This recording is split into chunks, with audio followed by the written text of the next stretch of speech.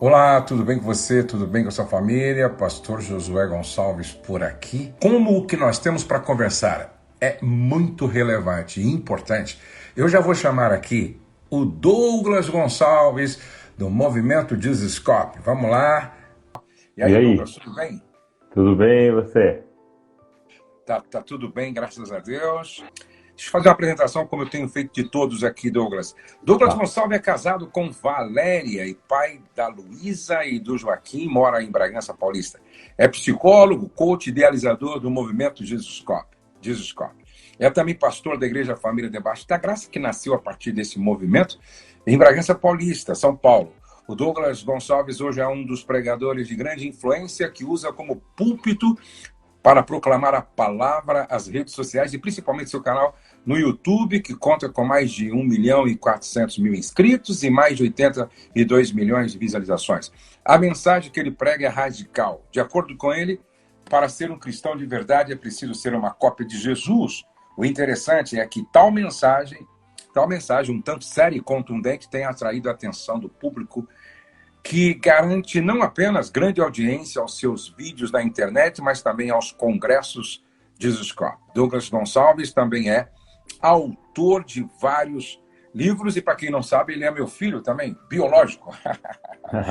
Muito legal. Obrigado por estar conosco mais uma vez, Douglas. Que isso, um prazer, muito bom estar aqui e principalmente falar um pouco com essa galera que lidera casais, essa galera que deseja um dia liderar. É sempre muito bom compartilhar com esse pessoal. Ótimo. Bom, eu quero começar, Douglas, te Hum, perguntando, como pastor, sim. qual é o maior desafio para a igreja quando o assunto é casamento e família? Qual é o maior desafio? Eu creio que hoje, assim, o maior desafio tem sido o discipulado, né? O discipulado. Por quê? Porque eu preciso de casais saudáveis para cuidar de casais, né? Quando eu trabalho com adolescentes, quando eu trabalho com jovens, basicamente eu preciso de alguém um pouco mais velho, um pouco mais de experiência, que já passou sua adolescência e sua juventude, para aconselhá-los. Então acaba sendo um pouco mais fácil de conseguir. Agora, quando o assunto é casais, a pessoa precisa ter um casamento saudável e abençoado para poder cuidar de outros casais. E isso, às vezes, é um grande desafio, porque você vê muitos casamentos em crise, muitos casamentos desajustados. Então, para mim, hoje, o maior desafio tem sido assim, essa questão de alinhar esse discipulado. Por quê? Porque, para mim, a questão principal é a falta de conhecimento e entendimento. Né? Provérbios, capítulo número 24, vai dizer que com conhecimento e sabedoria se edifica uma casa, né? Com inteligência se edifica uma casa. Então, o que o autor de Provérbios está dizendo é que em casamentos desestruturados, casas desestruturadas, não estão desestruturadas por falta de amor, não estão desestruturadas por falta de paixão, entendeu? Porque muitas vezes a gente olha e fala, não amo mais, eu não... E na verdade é porque nunca compreendeu o que era casamento, não entendeu. E isso é muito sério, né? Porque eu gosto de um exemplo que até o Miles Monroe uma vez usou. Ele disse assim: por que que alguns homens, por exemplo, têm uma relação mais longa com seu carro do que tem com a esposa? Uhum. Tem alguns homens, ó, esse carro aqui, ó, eu amo esse carro, faz 10 anos que eu tenho esse carro, e a esposa com 5 ele separou. E por que que algumas pessoas têm mais tempo de profissão do que de casado? E aí ele falou, é simples, porque o dia que você chega pro estado e fala, ó, eu quero dirigir, ele fala assim, legal, muito bom esse seu desejo, mas então faz esse curso, faz essas aulas, faz essa aula prática, lê esse livro, faz essa outra prova, e se você passar, eu te deixo dirigir. Aí você chega pro estado e fala, eu quero ser médico. Ele, pô, que legal que você quer ser médico. Então você vai ter que fazer essa prova para entrar, você vai estudar 6 anos, depois mais uns 3 de especialização, aí você vai fazer uma outra prova. Se você passar, eu te libero para ser médico. E aí você chega pro estado e fala, eu quero casar. Ele fala, pô, legal, assina aqui, tá casado. Uhum. Então é completamente sem entendimento, completamente sem conhecimento, você vai e se muda junto. Então, hoje, para mim, é a questão do entendimento do conhecimento. E, assim, o trabalho que o senhor tem feito é maravilhoso, de o senhor ter rodado a nossa nação, espalhando esse conhecimento, mas a verdade é que o senhor sozinho não vai conseguir. Exatamente. Entendeu? Eu acho que é o ponto que o senhor chegou e de falar assim, não dá, eu não aguento mais viajar. Eu não aguento, não tem mais como. E mesmo falar, não, um canal no YouTube, mesmo assim, um monte de gente não vai ser alcançado. Então a gente precisa levantar um exército. Então você que está aqui nos ouvindo, cara, você precisa se levantar como essa pessoa que vai crescer nesse conhecimento, nesse entendimento, para poder espalhar na sua igreja. Vamos começar pela sua igreja, quem sabe pela sua cidade, entendeu? Porque você repara nos aconselhamentos que é ignorância.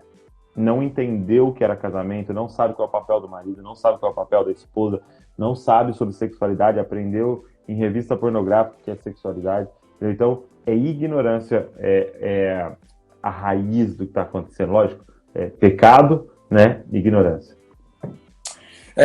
Realmente, eu penso que a maior escravidão é exatamente essa, ser escravo da ignorância. Agora, nós vamos enfrentar daqui para frente, já estamos enfrentando, na verdade, uma realidade que meu pai não enfrentou, meu avô não enfrentou, certo? Dentro da própria igreja. Nós percebemos que em alguns lugares o número de casais que, na verdade, é o segundo casamento, não é? O número de marido que está no segundo casamento, de mulher que está no segundo casamento. Isso é tão sério que eu ouvi falar que o menino que tinha o pai casado, certo? Uma única vez, chegou em crise em casa. Uma vez ele chegou em crise em casa. E a mãe perguntou, mas por que você está assim? Ele disse, porque todos os meus amiguinhos na escola têm um irmãozinho que é filho de uma outra mãe que não é sua, ou então de um outro pai que não é seu. Ou seja, para ele, na escola, o normal não era ser filho de um pai que casou uma única vez. O normal era ser filho de um pai que casou 2 e 3 vezes. Só que essa realidade agora não está presente só na escola. Essa realidade está presente dentro da igreja. Como é que você vê isso hoje? Como é que a gente vai lidar com isso? Eu creio que a igreja está aí exatamente para isso, né? Ela está aí para a gente lidar com a demanda atual. E é legal você levantar essa bola, porque um erro para mim que a igreja tem cometido, e talvez quase sempre cometeu, é ficar respondendo pergunta que ninguém está fazendo. E essa é uma pergunta que a sociedade está fazendo. A gente está planejando aqui, daqui acho que em abril, vai fazer uma série aqui na família de Tescoff chamada FAQ, né? Quando você entra no site, tem lá o FAQ, que é as perguntas frequentes, né? E aí a gente colocou assim, respostas eternas para perguntas atuais. Entendeu? Então, o que é que está sendo perguntado? E essa é uma pergunta, como é que a gente lida com isso? Mas assim, para mim, o lidar com isso é lidar como qualquer pessoa que vai chegar com seu histórico, né? Um vai chegar com esse histórico, outro vai chegar com histórico de agressão, outro vai chegar com histórico de abuso, outro vai chegar com histórico de religiosidade, outro vai chegar com histórico de homossexualidade. Então, cada um vai trazer o seu histórico. E Jesus vai falar assim, nesse assunto, né? Perguntam para ele sobre divórcio, ele fala assim, no princípio não foi assim que Deus criou. Deus criou um homem e uma mulher para se casarem e se tornarem uma só carne. Mas por causa da dureza do coração de vocês, é que Moisés deu a carta. Então, aquilo é uma exceção por causa do pecado. Então, o que ele dá base pra gente ali é que todo divórcio é fruto de pecado. Todo divórcio é pecado. Por quê? Porque os dois não conseguiram ficar numa mesma casa porque eram 2 pecadores que não levaram para a cruz, não negaram a si mesmo e aí chegaram no divórcio. Então, a gente vai ter que lidar dessa forma. Porque a gente não pode ficar na superfície, entendeu? Lidando somente com o divórcio e não ir para a raiz de que aquela pessoa, às vezes, não se converteu. Entendeu? Aquela pessoa, às vezes, não teve encontro com Jesus. E a gente fica ali lidando com fruto. Só que fruto é o seguinte, você arranca ali, passou um mês, nasce tudo de novo. Se você não Uhum. for na raiz e matar a raiz, que é o quê? É um coração que não ama o Senhor acima de todas as coisas. Um coração que ainda está no trono, entendeu? Por que acontece os divórcios, gente? Porque a gente ainda está no trono. Ah, ele não gosta do jeito que ele falou, não gosta do jeito que ela falou, não concordo, eu não sei o quê, eu não sei o quê, o meu não sei o que lá, eu não levo desaforo, eu não estou sendo feliz. Quem que está no trono ainda ali? Eu ainda estou no trono. E o outro com certeza ainda está no trono. Então, eu creio que a gente vai ter que, como tudo, usar essas demandas atuais, mas para ir para o principal, entendeu? É um E coração que se aí, renda aos pés do Senhor eu Jesus. acredito também, né, Douglas, que a gente vai ter que usar, eu acho que a mesma forma que Paulo usou quando em Corinto, as famílias que chegavam na igreja, se convertiam ao evangelho, elas eram ou bígamo, ou os homens bígamos ou polígamos, certo? Uhum. E Paulo, então, não sai, certo, desfazendo todas estas famílias. Não, não, de Ele forma apenas diz o alguma. seguinte, ele deixa duas coisas muito claras. Primeiro, esse cara que é bígamo ou polígamo nunca vai poder ser um pastor na igreja, um bispo. Sim, exato. Segundo, os filhos agora vão ter que viver de acordo com o evangelho. Então, Uhum. eu acredito que vai ser mais ou menos com essa forma de pensar e com essa coerência. Ó, você já... Porque já perguntaram nessa questão, tipo assim, olha, eu aceitei a Cristo, eu estou no segundo casamento, e eu percebi que aquilo que eu fiz estava errado, foi pecado. Eu desfaço esse e vou para aquele? Não, porque a gente vai acumular erro em cima de erro. E muitas vezes a pessoa Exatamente. já tem filho desse segundo casamento. Então, não, nós vamos começar daqui. Entendeu? Agora você tem entendimento, aquilo foi pecado, tem que se arrepender daquilo, mas Isso. agora uma nova caminhada com Cristo. E agora vocês vão ensinar os seus filhos, Exato. exatamente, a viver de acordo com o padrão das Escrituras. Agora vocês vão ensinar o ideal divino, que é monogamia. Então eu penso que a gente vai ter que lidar com essa demanda mais ou menos como Paulo lidou. Agora, Sim. eu sei que você tem um posicionamento muito sério quanto a isso, aí com o seu presbitério, com o seu conselho aí, não é? Sim. À luz de 1 Timóteo, capítulo 3, um pastor divorciado, estando no segundo casamento, pode exercer o ministério pastoral? Ó, aqui está assim, né? Eu até deixei aberto. 1 Timóteo capítulo 3, tá? Esta é uma palavra fiel. Se alguém deseja o episcopado, excelente obra deseja. Então, é muito bom que alguém deseje, né, se tornar um líder na igreja. É necessário, pois, que o bispo seja irrepreensível, marido de uma só mulher, vigilante, sóbrio, honesto, hospitaleiro, apto para ensinar, não dado ao vinho, não espancador, não cobiçoso de torpe ganância, mas moderado, não contencioso, não avarento, que governe bem sua própria casa, tendo seus filhos em sujeição, com toda a modéstia, porque se alguém não sabe governar sua própria casa, como terá cuidado da igreja de Deus? Não neófito, para que, ensoberbecendo-se, não caia na condenação do diabo. Então, assim, eu penso o seguinte, que a gente precisa fazer uma separação, ok? Eu acredito que ele está falando aqui sobre aqueles que governam a igreja, tá? A gente usa o termo pastor geralmente para essa pessoa. Então, se a pessoa, num segundo, terceiro casamento, pode governar a igreja, ao meu ver, interpretando as escrituras, não. Porque ele vai falar marido de uma só mulher. Há alguns intérpretes que vão falar que ele está falando de monogamia, mas eu creio que isso aqui serve também para divórcio. Porque para Deus, aquele primeiro casamento foi um casamento.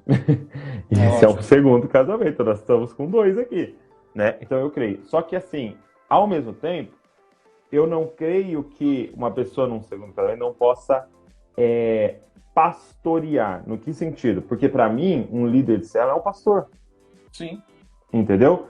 E ele sim, se ele está no segundo casamento, ele se arrependeu, ele tem uma nova vida, sendo discipulado, tenho aqui, ó, testemunho dos de fora, e toda essa lista ele se encaixa, eu não vejo problema de ele exercer o pastoreado nesse sentido, entendeu? De cuidar de gente, discipular pessoas, porque isso é pastorear. Agora, governar a igreja é trazer o fundamento e visão celestial para a igreja, não. Porque se a gente não fizer essa divisão, a gente, primeiro, vai matar o ministério das pessoas, no sentido de, ó, você divorciou, cara, você não pode fazer mais nada da sua vida aqui na igreja. Não existe isso, né? Porque você vê, e você começa a pegar, Moisés assassinou um cara, Davi adulterou e matou, e tal, e tem ainda uma continuidade depois disso do ministério de Moisés, na verdade começa depois. Então, assim, eu acho que é importante a gente não ir para esse outro lado de tipo, acabou, esse pecado é o imperdoável e acabou. Não, perdão e tal. Agora, por que no governo da igreja não? Porque o governo da igreja deve ser um padrão, entendeu? Exatamente. E essa pessoa não pode mais ser padrão. E, gente, presta atenção, muitas vezes foi por um acidente de percurso, por uma ignorância, mas aconteceu. Então você não pode ser padrão lá em cima, porque as pessoas vão olhar e vão falar, vamos copiar isso. Entendeu? Então, eu acho que alguém que viveu isso, ela mesma deveria, eu não quero ser exposto lá no governo, porque eu não quero que outras pessoas vivam o que eu vivi, entendeu? Então, por amor à congregação, ao rebanho de Deus, eu não quero.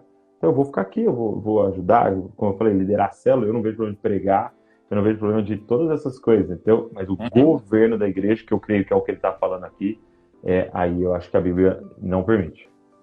Inclusive, até eu conheço casais que, infelizmente, passaram por essa experiência e trabalham hoje com os casais da igreja, certo? E eu penso que esse casal, ele pode ensinar as pessoas a partir do seu tempo, dizendo, olha, vocês têm que fazer assim, assim, assim, para não passar pela experiência que eu passei. Sim. Certo? Porque é doloroso, é triste e não vale a pena. Mas eu também concordo com você, porque senão você vai impedir que muita gente sirva na igreja.